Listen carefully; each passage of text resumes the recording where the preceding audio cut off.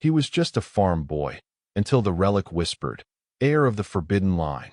Before we dive into this story, drop a quick hi in the comments and tell me where you're watching from. It really helps support the channel. In the golden wheat fields of New Eden Colony, Daniel Foster worked the land his family had cultivated for 3 generations, unaware that the dirt beneath his calloused hands contained secrets older than human memory. The amber waves of grain swayed gently under the twin suns of Epsilon Eridani. Daniel wiped sweat from his brow, leaning on his harvester as he gazed across the rolling fields that stretched to the distant mountains. His family's farm was modest compared to the massive agricultural complexes that dominated most of New Eden, but it was theirs, one of the few independent holdings left on the frontier world. "Daniel, dinner," his mother's voice carried across the field, amplified by the comm unit at their homestead. He straightened, stretching his back. At 22, Daniel was tall and wiry, sun-bronzed skin over lean muscle built from years of physical labor. His dark hair was perpetually tousled, and his green eyes, a rare trait among the colonists, stood out against his tanned face. The walk back to the homestead gave him time to reflect on the life he'd inherited. 4 generations ago, when Earth had become overcrowded and resource-depleted, humanity had reached for the stars. New Eden was among the first colony worlds, terraformed and settled by those seeking a simpler existence. The Foster family had been among those pioneers, choosing to work the land rather than embrace the technological marvels that dominated core world society. As he approached the modest prefab structure his great-grandfather had established, Daniel noticed an unfamiliar vehicle parked nearby, a sleek government transport with the Unified Colonial Authority insignia emblazoned on its side. His pace quickened. The UCA rarely ventured to the outlying farms unless there was trouble. Inside, his mother, Sarah, was setting the table while his father, James, spoke in hushed tones with a tall woman in a crisp UCA uniform. The conversation halted abruptly when Daniel entered.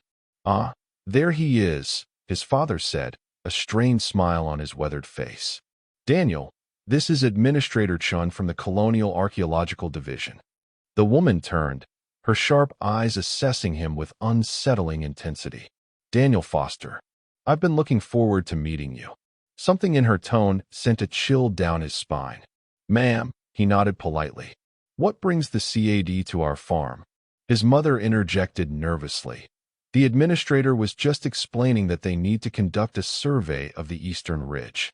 Apparently, there might be some pre-colonial artifacts. Pre-colonial? Daniel frowned. "You mean predecessor artifacts?" The predecessors, an enigmatic alien civilization that had vanished thousands of years before humanity's arrival, had left scattered remnants throughout the galaxy. Their advanced technology, what little had been recovered, had accelerated human development by centuries. Finding predecessor tech was both extraordinarily valuable and strictly controlled by the UCA. Administrator Chin smiled thinly. "Very good, Mr. Foster. Yes, we have reason to believe there may be a small predecessor outpost buried in the Eastern Ridge, technically within your family's land grant." Daniel glanced at his parents, noting their tense postures. "I didn't realize we had to give permission for archaeological surveys. I thought all predecessor findings automatically fell under UCA jurisdiction." "They do," Chin agreed smoothly. "But access to private land still requires owner cooperation. Your parents have graciously agreed to allow our team to begin preliminary surveys tomorrow." James Foster cleared his throat. "We were just discussing compensation for any disruption to our operations." "Of course," Chin nodded. "The UCA is prepared to offer fair remuneration. But first, I was hoping to speak with your son privately." Daniel's parents exchanged a look he couldn't interpret. His father nodded slowly. "You can use the study." Minutes later, Daniel found himself seated across from Administrator Chun in his father's small office. Little more than a desk and some storage units crowded into a spare room. "I'll be direct, Mr. Foster," Chin began, her voice lower and more serious than before. "Our survey team isn't here by random chance. We've been tracking energy signatures consistent with active predecessor technology for months. Those signatures led us here, specifically to your family's land. Daniel frowned. Active? I thought all predecessor tech was dormant until activated by humans. Most is, she agreed. Which is why this particular signature is of special interest. It's been fluctuating in a pattern consistent with attempts at communication. Communication with whom? Chen leaned forward. That's what we intend to find out. But there's something else you should know. The signal intensity increased dramatically 3 weeks ago. Daniel quickly calculated. That's when I started plowing the eastern fields for the new season. Precisely. Chen studied him with unnerving focus. Mr. Foster, are you aware of anything unusual in your family history? Any stories passed down through generations? Any unusual abilities? He shifted uncomfortably. No. We're farmers. Have been since Earth. Nothing special about us. She smiled in a way that suggested she believed otherwise. The predecessors left many mysteries behind, Mr. Foster. One of the most persistent theories is that they didn't simply disappear, they evolved beyond physical form. Some researchers believe they might have left behind genetic markers in compatible species. Compatible species, Daniel repeated. You mean humans? Some humans, Chen corrected. Very specific genetic lineages. There are classified UCA records of individuals who can interact with predecessor technology in ways others cannot. A chill ran through him. And you think I'm one of these people? I think it's a possibility worth exploring. She removed a small device from her pocket, a smooth metallic cylinder with faint blue illumination pulsing along its length. This is a basic predecessor artifact. Completely safe, I assure you. Would you hold it for me? Daniel hesitated, then slowly extended his hand. The moment his fingers closed around the cylinder, the blue illumination flared brilliantly, and a sensation like static electricity raced up his arm. He nearly dropped it in surprise. Chen's expression remained neutral, but her eyes betrayed excitement. Interesting. Most people feel nothing. What does this mean? Daniel asked, his voice unnaturally tight as he returned the cylinder. It means, Mr. Foster, that you may be special after all. She pocketed the device and stood. Our team will arrive at dawn. I suggest you join us for the survey. After Chen departed, Daniel found his parents waiting anxiously in the kitchen. The table was set for dinner, but no one had touched the food. What did she want? His mother asked, her voice trembling slightly. Daniel studied their faces, his father's grim expression, his mother's poorly concealed anxiety. She thinks I can interact with predecessor technology. She tested me with some kind of artifact. He paused, observing their reaction. You don't seem surprised. His father sighed heavily, shoulders slumping. Sit down, son. There are things we should have told you long ago. The family settled at the table, dinner forgotten. James Foster looked older than his 50 years as he began to speak. Your mother's family line, the Shepherds, has a history with the predecessors. Your grandfather, Thomas Shepard, was a xenoarchaeologist before the Restriction Acts. He made discoveries that the UCA suppressed. Daniel looked to his mother, who nodded sadly. My father found evidence that certain human bloodlines had been deliberately altered by the predecessors before they vanished. He called these bloodlines the chosen or the heirs, humans with the capacity to activate and control predecessor technology at an intuitive level. The UCA determined this knowledge was too dangerous, James continued. The potential for advanced weapons falling into the hands of individuals beyond government control was deemed an unacceptable risk. Sarah reached for Daniel's hand. When the Restriction Acts passed, all predecessor research was nationalized. Your grandfather refused to surrender his findings. There was an incident. He was labeled a terrorist. We had to flee to the outer colonies and change our names. Daniel struggled to process this revelation. So my grandfather was a fugitive? And you've been hiding all this time? We hoped they'd never find us, his father said quietly. That you'd never have to carry this burden. But why would they come looking now? After all this time? His mother's eyes filled with tears. Because of what you are, Daniel. You're an heir, probably the strongest one in generations. We tried to keep you away from anything connected to the predecessors, but apparently, something on this land has been calling to you anyway. Daniel pushed back from the table, his mind reeling. This is insane. I'm a farmer, not some chosen one with alien DNA. Blood will tell, his father said grimly. Chen is not here for a simple archaeological survey. Once they confirm what you are, they'll take you away for special training. You'll become UCA property, a tool for accessing predecessor weapons and technology. Then I won't go with them, Daniel said firmly.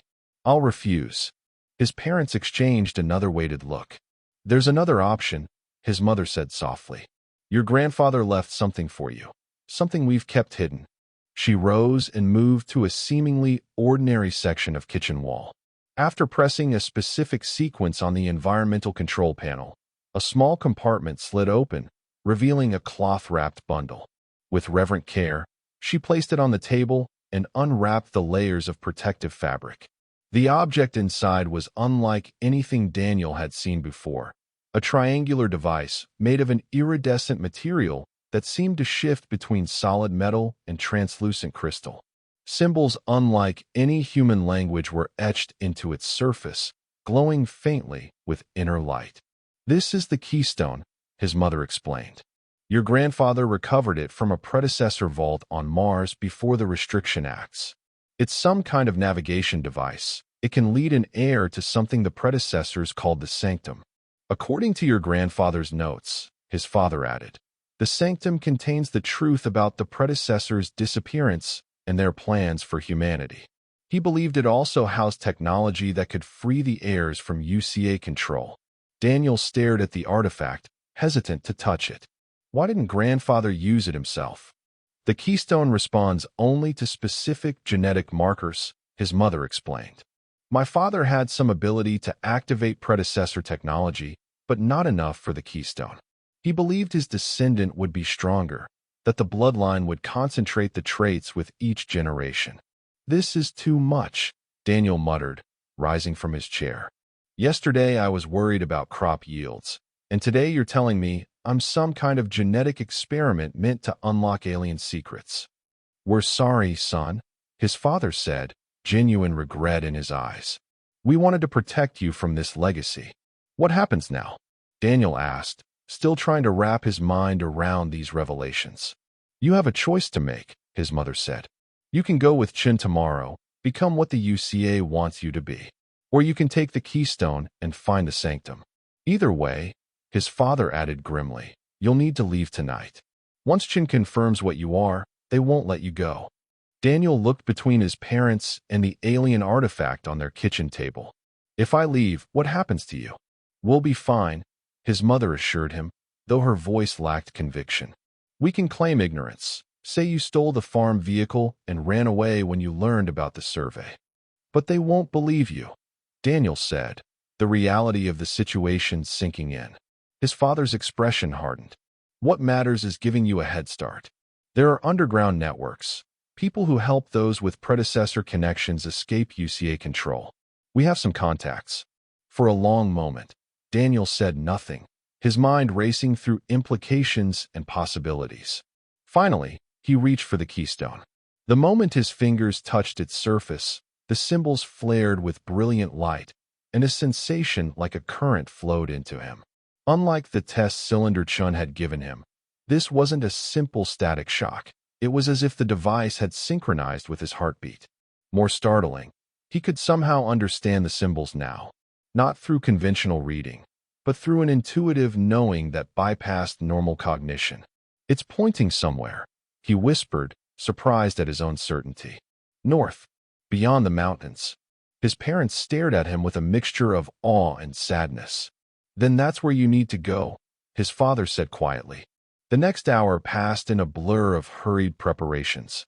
Daniel packed essential supplies while his mother prepared food for his journey.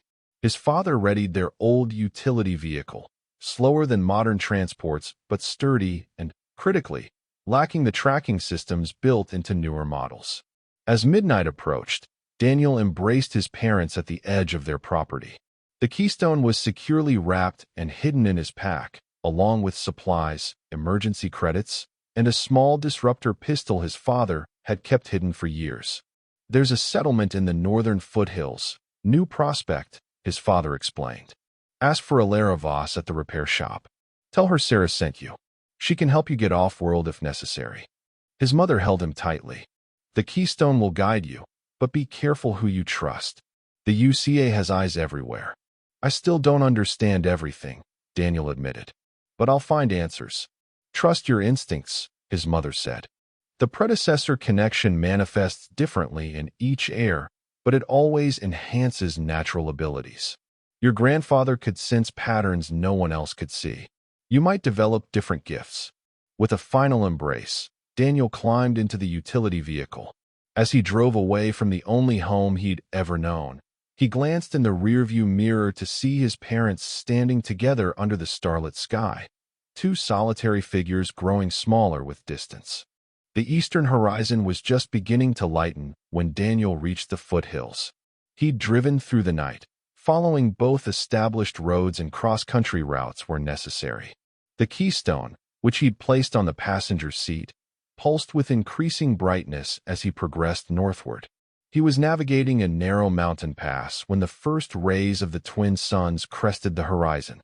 In that moment, something extraordinary happened. The light struck the keystone, and the device projected a holographic map into the air above the dashboard. Daniel swerved in surprise, nearly sending the vehicle off the road. He pulled over, staring in wonder at the detailed, three-dimensional projection. It showed the surrounding terrain with remarkable accuracy, but also revealed features that weren't visible to the naked eye, including what appeared to be an extensive tunnel system beneath the mountains ahead. A pulsing point of light indicated his destination, a location deep within the northern range, in a valley that Daniel knew was largely unexplored due to its inaccessibility. As he studied the map, a new sensation washed over him, a presence at the edges of his consciousness, like a whisper just below the threshold of hearing. Instinctively, he touched the keystone again, and the whisper crystallized into words. Heir of the Forbidden Line. The sanctum awaits. The voice wasn't audible in the conventional sense. It resonated directly in his mind. Ancient and powerful, yet somehow familiar, as if part of him had always known it would come. Who are you? Daniel asked aloud, feeling foolish but compelled to respond. We are the Guardians, the presence replied. The keystone has awakened. The protocol is initiated. What protocol? What am I supposed to do? Proceed to the sanctum. All will be revealed to the heir. Before Daniel could ask more questions, the presence faded, leaving him alone with the humming keystone and its projected map. With a deep breath, he restarted the vehicle and continued his journey, following the route indicated by the holographic guide. The mountain paths grew increasingly treacherous, forcing him to abandon the vehicle when the terrain became impassable. On foot, with the keystone secured in his pack, Daniel hiked through dense forest and across rocky plateaus. By midday, he reached a sheer cliff face with no apparent path forward. According to the keystone's map, however, his destination lay directly beyond this obstacle. Frustrated and exhausted, he sat on a boulder to rest, removing the keystone from his pack. Now what? He muttered. As if in response, the device pulsed, and new symbols appeared on its surface. Somehow, Daniel understood their meaning. He needed to place the keystone against the cliff face. Skeptical but lacking alternatives, he approached the seemingly solid rock wall and pressed the artifact against it. For a moment, nothing happened.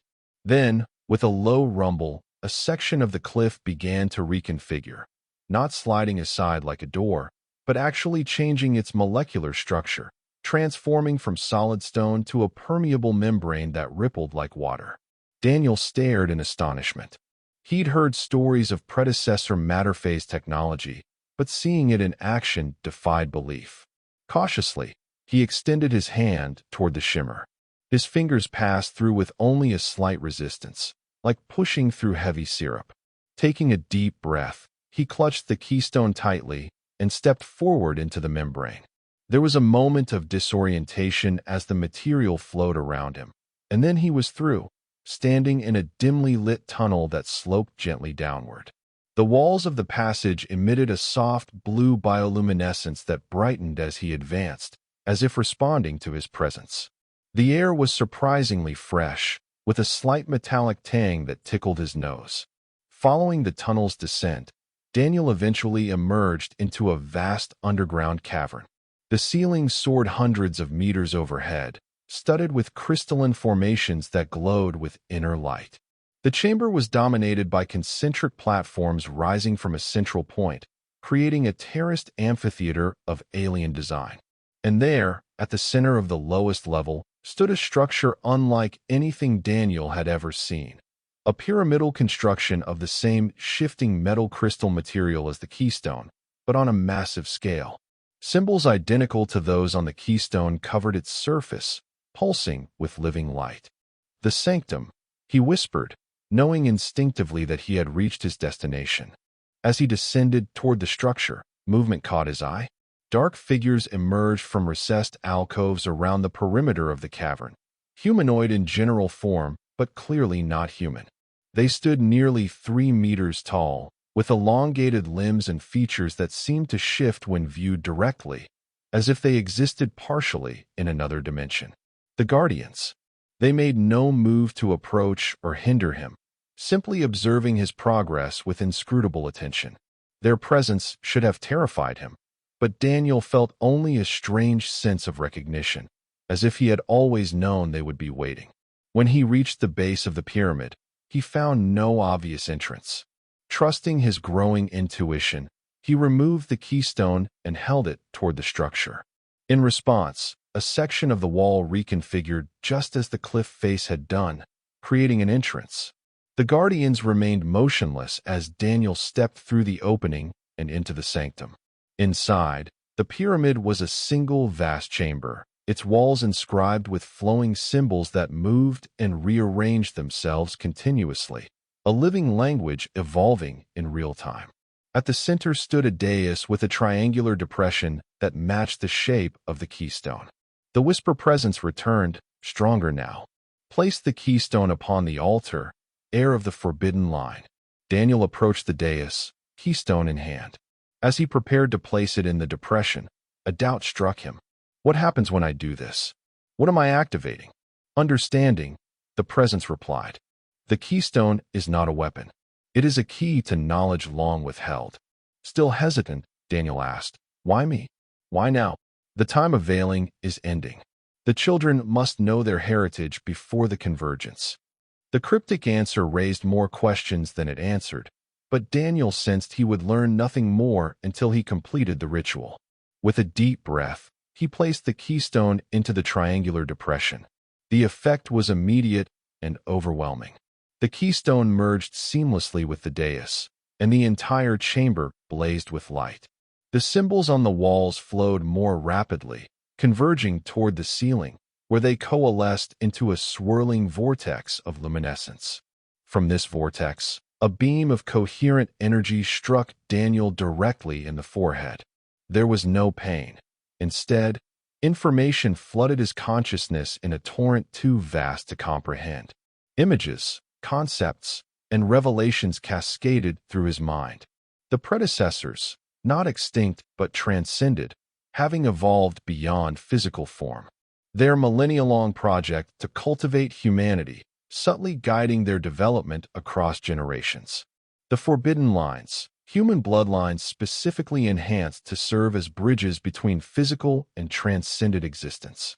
The coming convergence, a cosmic event where the barriers between dimensions would thin, allowing the predecessors to return and elevate worthy humans to their level of existence.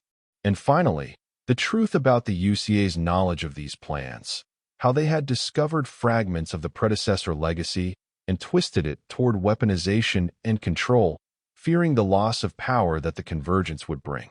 When the information stream finally ceased, Daniel fell to his knees, gasping.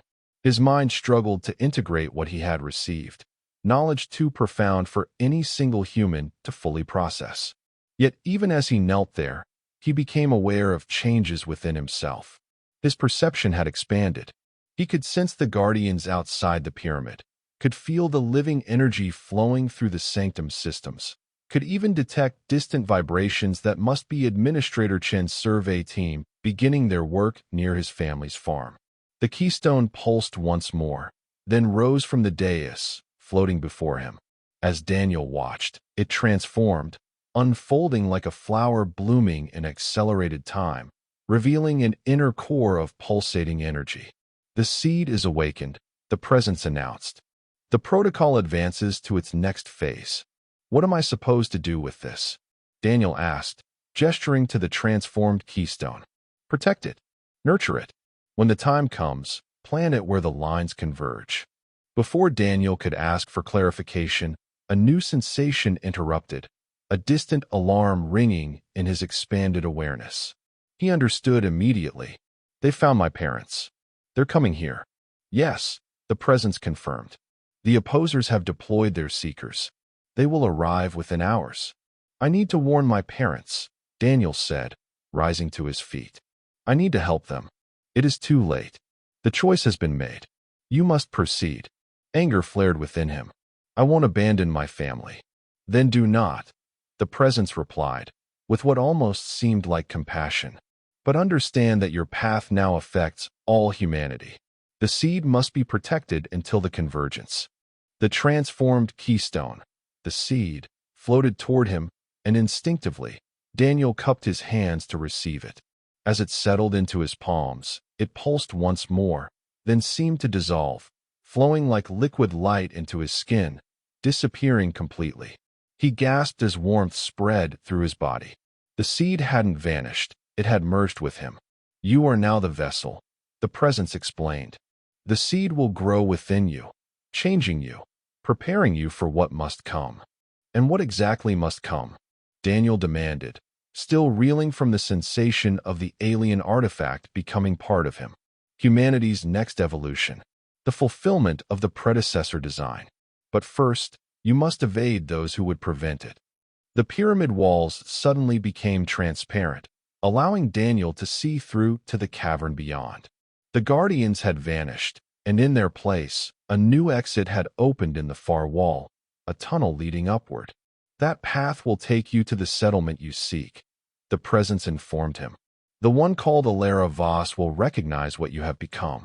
She will help you gather the other heirs. Other heirs? There are more like me. Many, scattered and hidden. The forbidden lines were numerous, and they have multiplied across generations. Daniel took a deep breath, trying to steady himself as the implications crashed over him. He was no longer just running from the UCA. He had become part of something far larger, a cosmic plan set in motion millennia ago. Go now, the presence urged. The opposers approach. With a final glance at the dais where his life had irrevocably changed, Daniel headed for the exit tunnel. As he reached the threshold, he paused. Will I hear you again? I am part of you now, heir of the forbidden line. The seed carries my essence. I will guide you as you grow into your purpose. With that cryptic assurance, Daniel entered the tunnel, leaving the sanctum behind. The path climbed steadily upward, eventually emerging from the mountainside at a point several kilometers from where he had entered. From this vantage, he could see the distant settlement of New Prospect nestled in the valley below.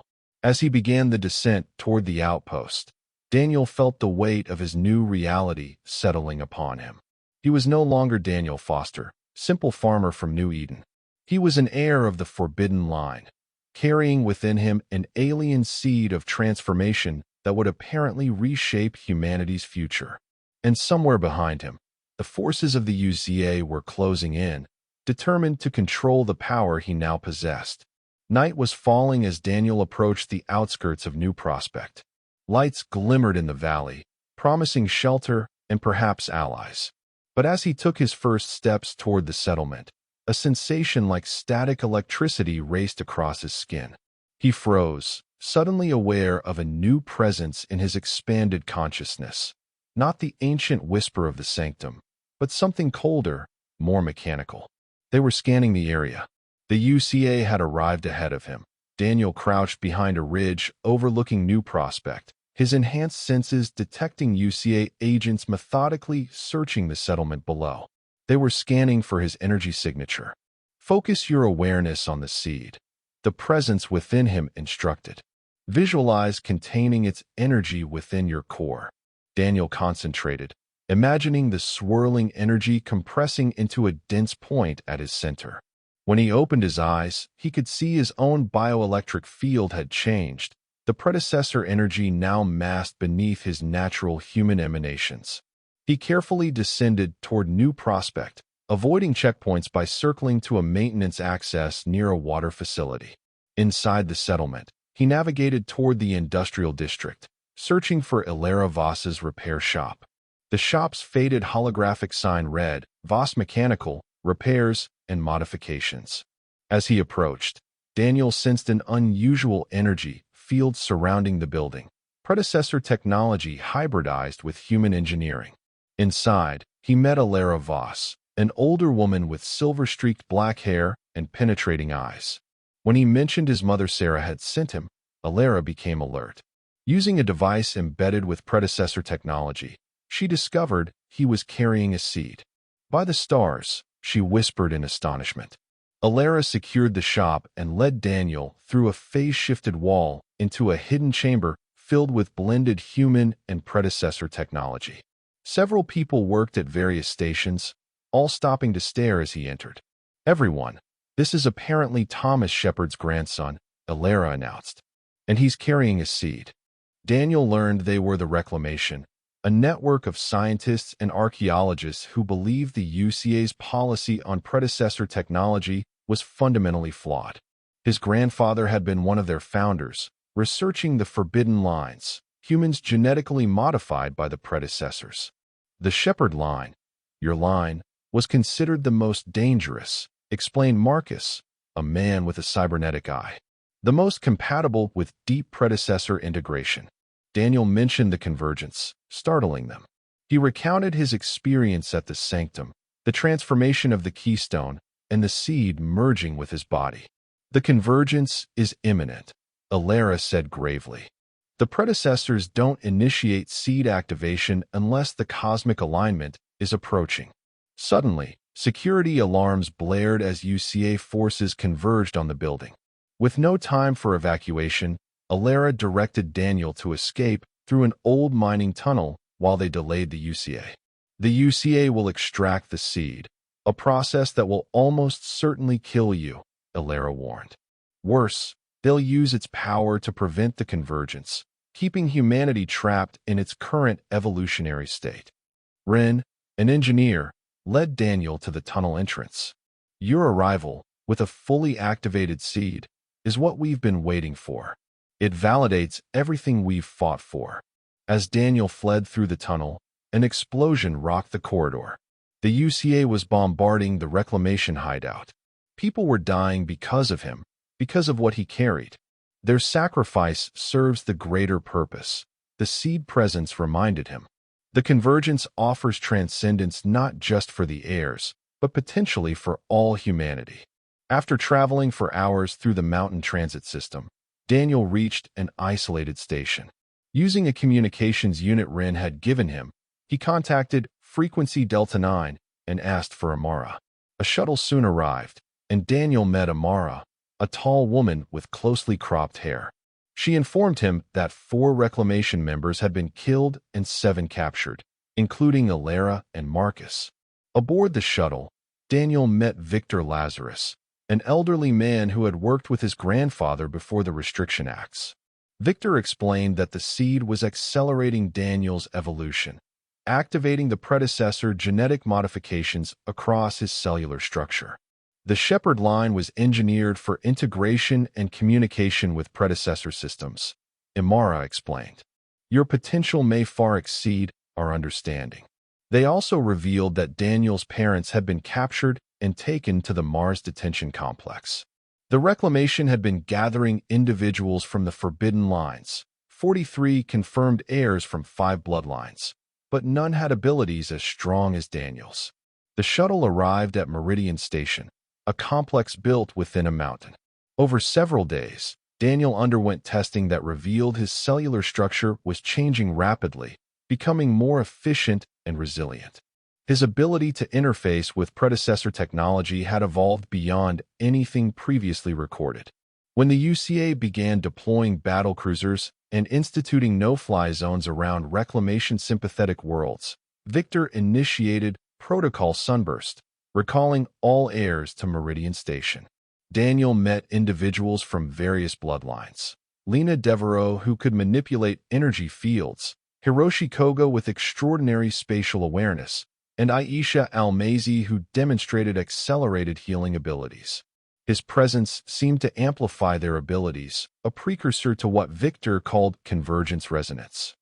2 weeks later, Victor revealed that the UCA had begun systematically targeting known heir bloodlines and had placed Administrator Chun in charge of Project Nullification to develop countermeasures against the approaching convergence. They're going to try to block the dimensional thinning, Imara explained. If they deploy enough energy dampeners at key locations, they could disrupt the conditions necessary for the convergence. Worse, the Mars detention complex where Daniel's parents were held had been designated as the primary testing facility for anti-air protocols, using detainees as test subjects. Victor proposed a bold plan: free the detainees and simultaneously broadcast the truth about the convergence to every colony world. Daniel would lead a small team in a direct insertion to the Mars facility, while other heirs would coordinate a massive information release across all colonial networks. On the eve of the mission, Daniel stood alone in the observation dome, gazing at the stars. The seed within him pulsed with anticipation. "You doubt," it observed. "I'm afraid," Daniel admitted. "Not for myself, but for the others. If we fail, the UCA will eliminate every heir they can find." Fear is natural, the presence acknowledged. But inaction guarantees the UCA will continue their purge and prevent the convergence. Imara joined him, informing him of the final briefing. "Your grandfather predicted this moment, when humanity would have to decide whether to embrace its potential or remain limited by fear. He believed we should have the choice," she added. "That's what the UCA is trying to prevent, not just the evolution itself, but our right to choose it."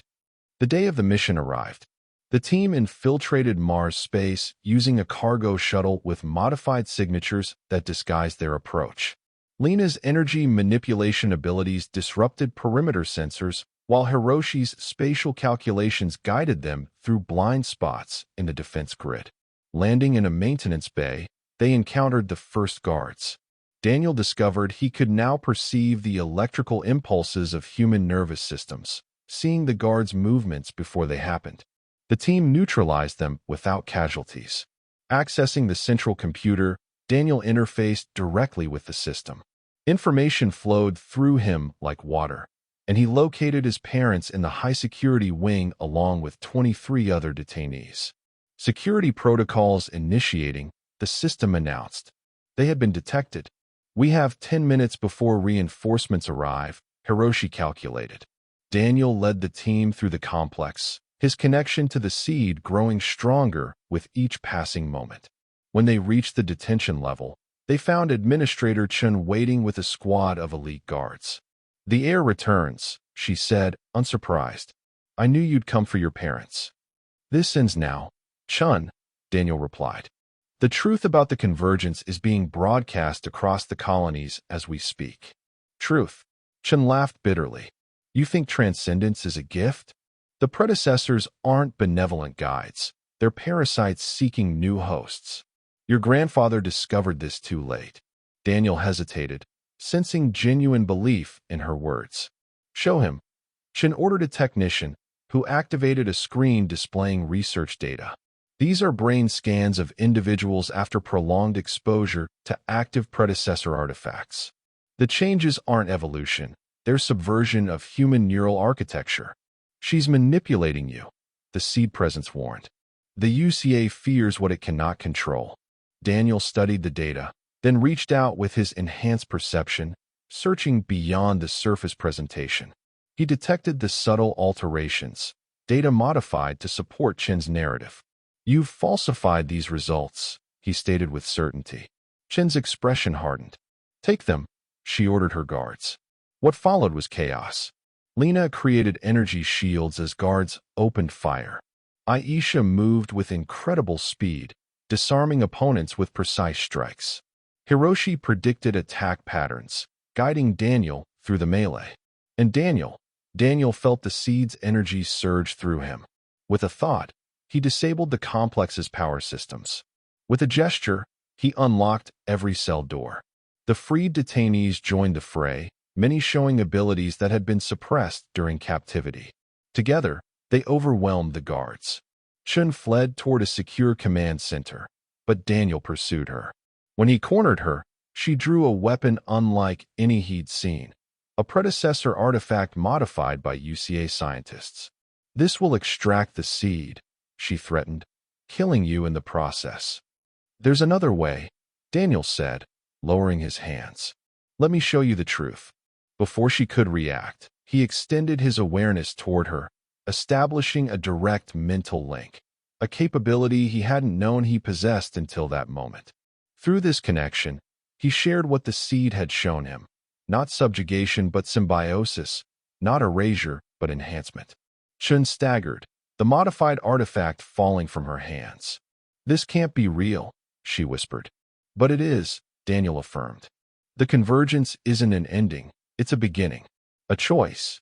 Meanwhile, across the solar system, the Reclamation's information campaign was succeeding.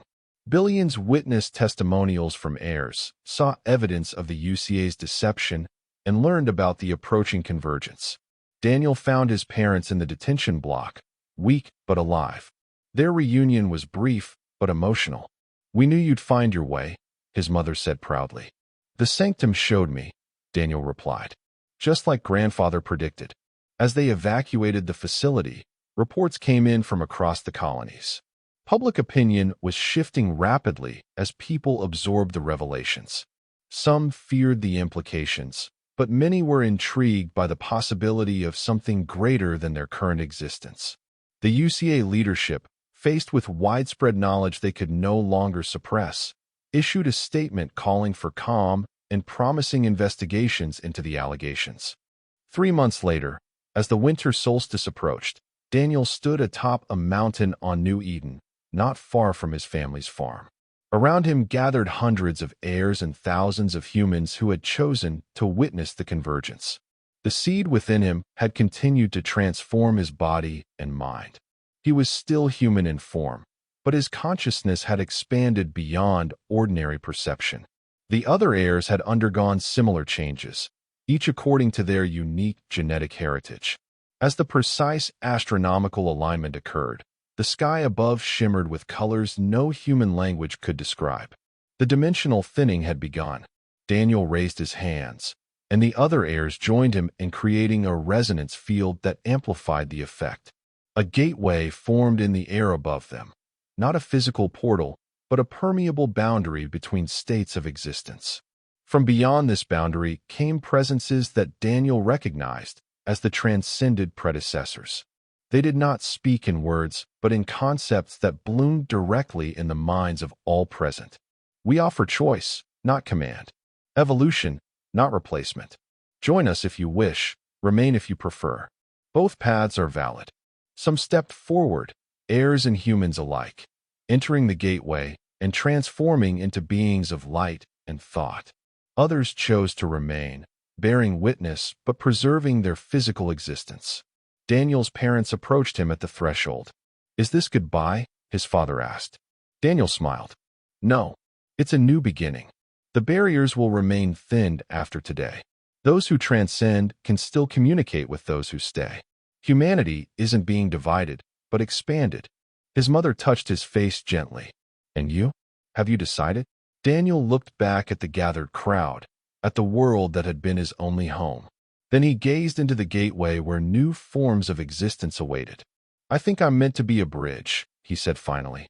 "Not fully transcended, not fully physical. Someone who can help others understand the choice, whatever they decide." As the solstice reached its peak, Daniel stepped partially into the gateway, his being resonating between states. He became what his grandfather had theorized, a living connection between humanity's present and its potential future. The farm boy from New Eden, heir of the forbidden line, had found his true purpose. And that was the end of the story. If you listened all the way to here, don't forget to leave feedback about what you thought of the story in the comments, whether positive or negative. Your feedback helps us improve. Also, leave your like and subscribe to the channel for more stories like this one. And I'll leave here on the screen another video that I'm sure you'll like. Big hug, and see you in the next story.